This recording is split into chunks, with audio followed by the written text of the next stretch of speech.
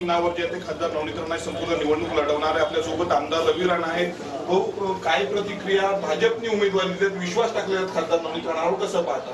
बिलकुल देशाचे पंतप्रधान आदरणीय मोदीजींनी विश्वास टाकला, देशाचे गृहमंत्री अमित शाह साहेबांनी विश्वास टाकला, देशाचे अध्यक्ष भाजपचे नड्डाजींनी विश्वास टाकला, देशाचे राज्याचे उपमुख्यमंत्री देवेंद्र फडणवीस साहेबांनी विश्वास टाकला, चंद्रशेखरजी बावनकुळे साहेब जे प्रदेश अध्यक्ष आहे महाराष्ट्राचे त्यांनी विश्वास टाकला। त्यांचे अमरावतीकरांच्या वतीने मी मनापासून आभार व्यक्त करतो।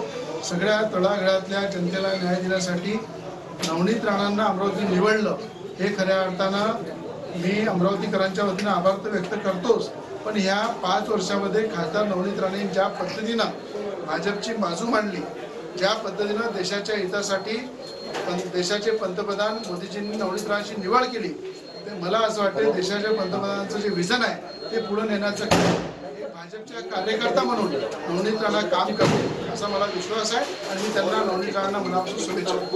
घटक पक्षांनी विरोध केला होता, अडसुळांनी असेल, बच्चू कडूंनी काल स्थानिक भाजपचे पदाधिकारी देखील उपमुख्यमंत्री देवेंद्र फडणवीसांना भेटले आणि अशा परिस्थितीत उमेदवारी खेचून आणलेली आहे, काय भावना आहे?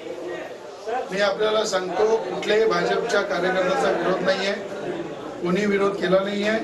मीडियाला काय बातमी आहे ते मला माहित नाही, पण सगळे कार्यकर्ते सोबत आहे। एक जुमाने मोदींच्या हात मजबूत करण्यासाठी काम करणार आहे। एनडीएचे जे घटक आहेत त्यांना मी तुमच्यासमोर हात जोडून विनंती करतो, बच्चू कडू साहेब आहे त्यांच्या प्रहार पक्षालाही विनंती करतो की जिल्ह्याच्या विकासासाठी, महाराष्ट्राच्या हितासाठी, देशाच्या हितासाठी मोदीजींचे हात मजबूत करा आणि खासदार नवनीत राणाला आशीर्वाद द्या अशी मी सगळ्या एनडीएच्या घटकाला मनापासून विनंती करतो।